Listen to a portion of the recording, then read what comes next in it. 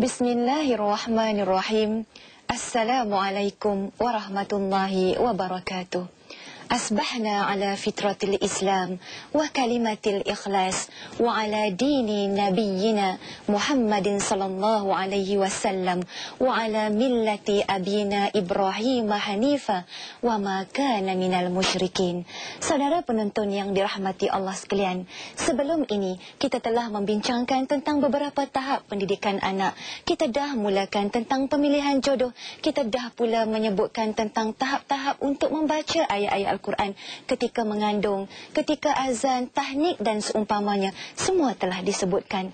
Apa kata pada pagi yang berbahagia ini kita sebut pula, kita tinjau pula tentang teknik untuk merangsang bayi yang baru lahir. Saudara yang budiman, melentur buluh biar dari rebungnya, kerana jika kita dah melentur ketika dah menjadi buluh, susah, dan kalau kita tersilap pula akan menjadi patah. Demikian juga pendidikan kepada anak-anak harus dimulakan sejak mereka kecil lagi, kerana ketika mereka kecil, jiwa mereka, hati mereka bersih seperti mana sabda Rasulullah sallallahu alaihi wasallam, kullu mauludin yuladu 'alal fitrah fa abawahu yuhawwidanihi aw yunassiranihi aw yumajjisanihi. Setiap anak-anak ini dilahirkan dalam keadaan suci dan bersih, maka ibu bapanya lah yang akan mencorakkannya untuk menjadi Yahudi, Nasrani ataupun Majusi. Banyak di antara ayah dan ibu tidak merasakan bahawa ketika bayi ini dilahirkan ada beberapa perkara yang perlu kita amalkan. Yang pertama sekali ialah bagaimana kita nak merangsang bayi yang baru lahir ini. Cuba saudara bayangkan, selama anak berada di dalam kandungan selama lebih kurang 9 bulan, anak ini selalu merasa sentuhan tangan daripada ayah dan ibunya, yang merasa perut ibunya mengandung. Ayahnya juga meletakkan tangan di perut ibunya. Tetapi apabila anak ini dilahirkan, belayan tangan, belayan kemesraan ayah dan ibu tidak lagi dirasakan. Dan anak yang baru dilahirkan ini, bayi yang baru dilahirkan ini, mereka rasa satu kehilangan yang cukup dirasakan.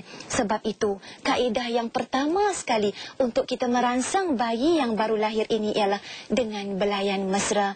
Selalulah ayah dan ibu memeluk anak yang baru dilahirkan ini, mencium anak yang baru dilahirkan ini, kerana kajian mengatakan jika belayan ayah dan ibu ini selalu diberikan kepada anak yang baru dilahirkan, ini akan memudahkan proses perkembangan mental, jiwa dan juga rohani anak yang baru dilahirkan itu. Itu yang pertama. Yang kedua pula, kita perhatikan lagi bagaimana didikan sewaktu belayan mesra ibu. Kita lihat bagaimana ibu ini apabila anak ini dilahirkan, Allah Subhanahu wa taala telah memerintahkan di dalam Al-Quranul Karim, di dalam firman-Nya yang berbunyi, wal walidatu yurdi'na auladahunna haulaini kamilain, yang bermaksud, firman Allah yang bermaksud, dan ibu-ibu hendaklah mereka ini menyempurnakan penyusuan kepada anak mereka selama 2 tahun. Liman arada an yutimmar radha'ah, apabila ibu-ibu itu hendak menyempurnakan masa 2 tahun itu. Betapa cantiknya firman Allah Subhanahu wa taala ini, betapa indahnya kekuasaan Allah apabila Allah mencipta janin yang berada di dalam kandungan ibu, diberikannya pula rezeki. Demikianlah tautan di antara ibu dan anak begitu kuat. Mana mungkin ibu ini mendapat title seorang ibu jika tidak ada anak, dan mana mungkin anak ini akan bergelar anak jika tidak ada ibu yang melahirkan anak itu ke dunia yang begitu indah ini. Lantaran itulah apabila Allah menyebut firman ini, maka sebagai ibu berilah susu yang terbaik kepada anak-anak, kerana apabila kita beri susu yang terbaik, yakni susu ibu, ini juga membantu proses didikan kepada anak yang dilahirkan membenarkan itu. Namun demikian, mungkin di pagi yang indah ini juga ada ibu-ibu yang merasakan bagaimana saya nak memberi susu ibu ini selama 2 tahun penuh. Ada yang tidak mampu, ada yang berpenyakit, ada yang air susunya kering. Namun demikian, jangan susah hati. Allah Subhanahu wa Ta'ala juga telah berfirman di dalam ayat yang seterusnya yang berbunyi, iaitu wa in aradtum an tastardi'u auladakum fala junaha alaikum. Apabila kedua-duanya, yakni ayah dan ibu, telah berpakat dengan elok-elok untuk menyusu anak tersebut sebelum sampai 2 tahun dengan kerelaan antara suami dan isteri ataupun ayah dan ibu itu tadi, maka tidak ada dosa, tidak ada kesalahan bagi suami dan isteri tersebut untuk menyusui anak mereka ini sebelum sampai tempoh 2 tahun. Namun walaupun Allah Subhanahu wa Ta'ala menyebut di dalam firman ini boleh kalau nak menyusu anak tak sampai 2 tahun, maknanya kurang daripada 2 tahun. Namun dalam ayat ini Allah menyuruh suami dan isteri tersebut bermesyuarat terlebih dahulu. Cantiknya keluarga Islam ini, nak menyusu anak pun kena mesyuarat di antara suami dan isteri. Namun demikian, jika permesyuaratan telah dilakukan, maka suami dan isteri tersebut janganlah mengambil alasan tidak mahu menyusukan anak itu kerana kepentingan diri sendiri. Ibu ini merasakan bahawa susahlah nak menyusukan anak ini, malulah nak menyusukan anak ini, leceh dan seumpamanya. Jika alasan ini yang diberikan, bererti kita tidak mematuhi aturan daripada Allah Subhanahu wa Ta'ala. Kerana selepas ini saya akan menyebutkan kepada saudara pendengar yang budiman tentang kelebihan susu ibu. Nantikan selepas ini, jangan ke mana-mana. Gunakan kesempatan yang masih diberi, moga kita takkan menyesal. Masa usia kita jangan disia-siakan, kerana dia takkan kembali.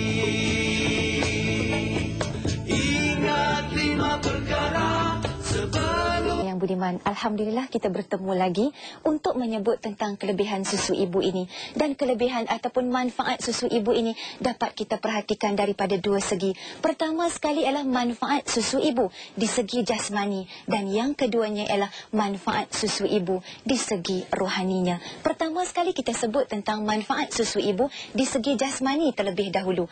Maka apabila kita menyebut tentang di segi jasmani ini, kita harus mengambil beberapa pandangan pakar kesihatan sedunia.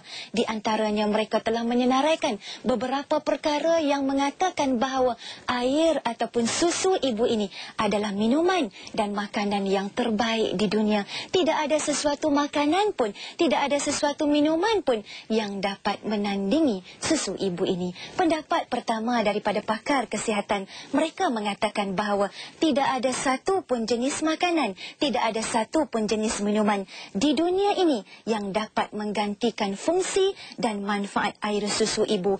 Kerana di dalam susu ibu ini terkandung khasiat yang cukup tinggi di segi kandungan dan juga zat pemakanan tersebut. Sebab itulah kita perhatikan, duhai ibu-ibu, kalau kita menyusukan anak kita dengan susu ibu sendiri, kita dapat perhatikan yang anak kita ini jarang-jarang mendapat penyakit, mudah pencernaannya dan tidak banyak meragam, tidak banyak menangis. Itulah kelebihan susu ibu. Dan yang kedua, pendapat pakar ini, mereka mengatakan bahawa anak-anak yang di masa bayinya, mereka ini sentiasa menerima susu ibu, akan jauh lebih cerdas, akan jauh lebih pintar, akan jauh lebih pandai, dan mereka ini jasmaninya akan lebih kuat daripada anak-anak yang ketika kecilnya, yang ketika bayinya hanya menerima susu industri ataupun yang kita sebut sekarang ini susu botol. Itu yang kedua. Pendapat yang ketiga, mereka mengatakan bahawa mereka telah mengadakan kajian dan mereka telah menemukan bahawa ada sejenis cecair jernih yang berwarna kekuning-kuningan yang mula-mula keluar daripada susu ibu ini pada hari awal-awal ibu melahirkan bayi, yang istilah saintifiknya disebut sebagai kolestrum. Dan kolestrum inilah yang kita sebut dalam istilah bahasa Melayu kita sebagai sari pati susu. Ternyata kajian yang dilakukan oleh pakar ini mengandungi nilai vitamin yang sangat tinggi dan boleh membantu pertumbuhan dan juga perkembangan bayi ini. Bahkan zat yang ada di dalam kolesterol ini, dia mengandungi kumpulan protein yang khusus, dapat membantu untuk membina akal, untuk membina mental, untuk membina akal yang tajam bagi bayi yang dapat meminum kolesterol yang pertama sekali keluar daripada susu ibu. Sebab itulah ibu-ibu tidak boleh memberi alasan kononnya kita merasa letih sebab baru melahirkan anak, lalu diberi susu botol, lalu diberi susu industri. Alangkah ruginya anak yang kita lahirkan tadi tidak dapat mengecapi nikmat yang Allah beri melalui kolesterol itu tadi, yang juga merupakan antibody untuk melawan penyakit. Pendapat yang keempat, mereka mengatakan lagi bahawa di dalam susu ibu ini, canggihnya susu ibu ini, terdapat keseimbangan protein, keseimbangan karbohidrat, lemak dan juga mineral yang paling tepat sekali terkandung di dalam susu ibu ini, sangat berguna juga untuk pertumbuhan jaringan otak dan juga otot bayi. Sebab itulah apabila anak-anak menyusu bayi, kita dapat perhatikan tubuh badan mereka sihat, kulit mereka cantik, licin dan seumpamanya, sejuk mata memandang. Pendapat yang kelima mengatakan pula bahawa bayi yang menerima susu ibu ini, mereka biasanya mempunyai berat badan yang stabil, mempunyai berat badan yang kita sebut sebagai berat badan yang ideal, tak terlalu gemuk sangat dan tak terlalu kurus sangat.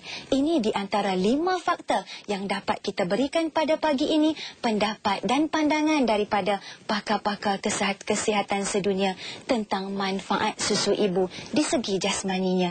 Cuba kita perhatikan, memanglah kita katakan bahawa susu ibu ni ada kalanya ada yang merungut nak beri susu ibu, tetapi kita lihat susu botol ataupun susu industri lagi susah. Kena bangun waktu tengah malam, pagi-pagi kena bancuh susu, kemudian kena sejukkan, kena rasa pula di tangan panas ke sejuk. Tetapi suami ni terlebih sabar, diam je kalau anak nangis lapar susu. Isterilah yang teruk-teruk bancuh susu ataupun nak menyediakan susu. Tetapi kalau kita beri dengan susu ibu, tak payah bangun teruk-teruk di waktu malam nak pergi ke curug dapur, nak panaskan air dan seumpamanya. Semuanya ini Allah dah berikan. Di samping Allah berikan anak, Allah berikan makanan yang paling hebat di dunia, iaitulah makanan yang bernama susu ibu. Lantaran itulah, walaupun pada pagi ini kita rasa macam kita dah tahu macam-macam tentang nikmat dan juga kelebihan susu ibu ini, namun Allah Subhanahu wa taala telah berfirman, wa ma utitum minal ilmi illa qalila. Tidak aku berikan ilmu ini kepada pengetahuan manusia melainkan sedikit sahaja. Jadi yang kita tahu pada pagi ini baru sikit, sedangkan di sisi Allah Subhanahu wa taala ini terkandung ilmu pengetahuan, khasiat yang lebih besar tentang susu ibu ini. Itu kita perhatikan manfaat di segi jasmani. Apa kata pula kita ikuti tentang manfaat di segi rohani? Susu yang ibu berikan kepada anak yang merupakan susu ibu sendiri bukan sekadar membantu di segi jasmani, tetapi rupa-rupanya saudara, tuan-tuan dan puan-puan sekalian, susu ibu ini juga mempunyai manfaat di segi rohaninya. Bila kita memperkatakan tentang manfaat di segi rohaninya, ini bererti apabila ibu menyusu bayi, sudah pasti ibu akan mengendong bayi, ibu akan mendukung bayi. Di sini kita dapati bahawa dukungan ataupun gendongan ibu itu tadi begitu rapat. Anak yang sedang menyusukan susu ibu ini tadi pastinya sedang merenungi wajah ibunya. Apa lagi yang anak ini akan dapat? Kita ikuti sejurus seketika selepas ini. Ingat 5 perkara sebelum 5 perkara. Sihat sebelum sakit, muda sebelum tua, kaya sebelum miskin, lapang sebelum sempit. Rupanya jantung ibu tadi adalah juga makhluk Allah. Jantung itu sebenarnya sedang berzikir kepada Allah Subhanahu wa taala. Jantung ibu tadi, anak itu dapat dengar jantung ibunya menyebut Allah, Allah, Allah, memuji Allah Subhanahu wa taala yang maha besar. Sebab itulah kita lihat bagaimana dalam Al-Quranul Karim Allah Subhanahu wa taala telah menggambarkan kepada kita tentang kisah Nabi Musa alaihi salam, di mana ketika Nabi Musa ini dilahirkan, ibunya telah merasa bimbang kerana Fir'aun pastinya akan membunuh anak lelaki. Barang siapa yang melahirkan anak lelaki akan dibunuh anak itu hidup-hidup. Maka Allah faham kebimbangan seorang ibu, lalu Allah Subhanahu wa taala ilhamkan kepada ibu Musa ini untuk menghanyutkan anaknya ke dalam sungai di dalam sebuah peti. Tetapi tahukah saudara, sebelum Musa dihanyutkan di dalam sebuah peti di dalam sungai ini tadi, ibunya terlebih dahulu telah menyusui Musa ini. Apabila Nabi Musa alaihi salam merasa titisan susu ibunya, ia merasakan seolah-olah tidak mau berpisah daripada ibunya. Tetapi Allah Subhanahu wa taala telah memutuskan bahawa perpisahan ini harus berlaku. Sebab itulah Allah Subhanahu wa taala telah berfirman untuk memberi dorongan dan juga sumber inspirasi kepada ibu Musa dengan katanya, wala takhafi wala tahzani, janganlah kamu bersedih, janganlah kamu berduka cita, percayalah kepada Allah Subhanahu wa taala, kerana aku, kata Allah Subhanahu wa taala, akan mengembalikan anak kesayanganmu ini ke pangkuanmu. Sejurus selepas itu, ibu Nabi Musa alaihi salam mengirimkan saudara perempuannya untuk pergi ke sungai tersebut, lalu diintip-intip siapakah yang akan mengangkat peti yang berisi Nabi Musa. Rupa-rupanya permaisuri Fir'aun sendiri yang mengangkat peti tersebut bawa balik ke istana Fir'aun. Dan ketika itu dipanggil wanita-wanita untuk dipilih menjadi ibu susu kepada Nabi Musa alaihi salam. Tetapi Allah Subhanahu wa taala telah memperjelaskan di dalam Al-Quran, wa harramna alaihil maradi', dan Allah telah mencegah Nabi Musa ini daripada menyusu kepada perempuan-perempuan yang bukan ibunya itu. Apabila wanita-wanita itu didatangkan kepada Nabi Musa menolak mereka ini untuk menjadi ibu susunya. Dan akhirnya saudara perempuan kepada ibu Musa ini datang ke istana Fir'aun dan memberitahu kepada Fir'aun bahawa saya ada seorang saudara perempuan yang saya yakin saudara perempuan ini dapat menyusu Nabi Musa alaihi salam.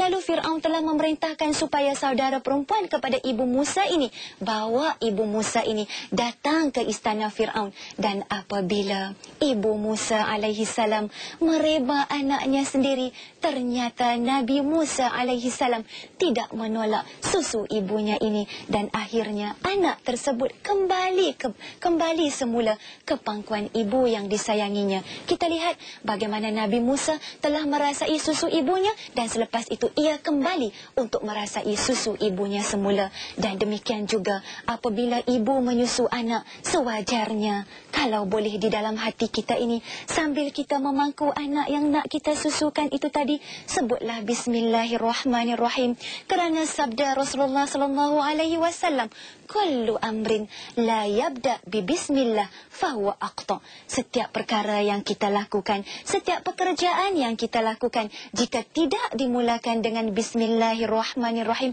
nescaya ia akan terputus daripada mendapat keberkatan daripada Allah Subhanahu wa taala. Dan sewajarnya juga sambil membaca Bismillahirrahmanirrahim, sambil mengusap kepala anak tersebut, dalam hati kita ini, jika kita mampu, memang kita boleh sebenarnya kita banyakkan berzikir kepada Allah Subhanahu wa taala, kerana anak kita ini tadi yang berada di pelukan kita, yang berada di pangkuan kita, mereka tahu apa yang terdetik, apa yang terangkum di dalam hati seorang ibu. Jika ibu tersebut berzikir kepada Allah Subhanahu wa taala, anak tersebut sebenarnya mendengar alunan zikir. Jadi secara tidak langsung, sambil kita memberi susu ibu, susu yang boleh memberi manfaat di segi jasmani dan juga di segi rohani kita juga menyebut kalimah-kalimah Allah, hati kita juga berzikir kepada Allah Subhanahu wa taala, dan anak itu tadi di sebalik mendapat makanan dan minuman yang terbaik di dunia, mereka ini juga mendapat didikan melalui hati ibu yang sentiasa berzikir kepada Allah Subhanahu wa taala. Dan bukan sekadar itu sahaja, kalau boleh sambil kita menyusu anak itu tadi, kita banyaklah beristighfar kepada Allah Subhanahu wa taala. Mana tahu kita sebagai manusia banyak melakukan dosa di muka bumi Allah ini. Mudah-mudahan anak yang berada di ribaan kita ini jauh daripada melakukan segala perbuatan yang dilarang oleh Allah Subhanahu wa taala. Ingatlah puan-puan, ingatlah ibu-ibu, satu kalimah yang harus ada di minda kita, bahawa sesungguhnya apabila kita memberi susu ibu ini merupakan ikatan yang terbaik di antara anak dan juga di antara ibu. Kalau ditanya kepada ayah-ayah, kalau boleh ayah-ayah pun nak juga menyusu anak mereka ini, tetapi ibu yang diberi keutamaan. Oleh itu, amalkanlah juga betul-betul yang telah diberikan pada pagi ini. InsyaAllah mudah-mudahan anak kita akan menjadi anak yang terbaik, di samping mendapat susu yang terbaik, anak yang terbaik di dunia dan juga anak yang terbaik di akhirat. InsyaAllah kita bersambung lagi pada minggu hadapan. Wabillahi taufiq wal hidayah. Wassalamualaikum warahmatullahi wabarakatuh.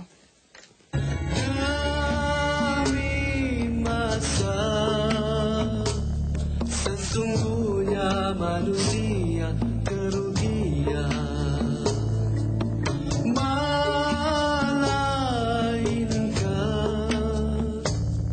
yang beriman dan yang beramal soleh.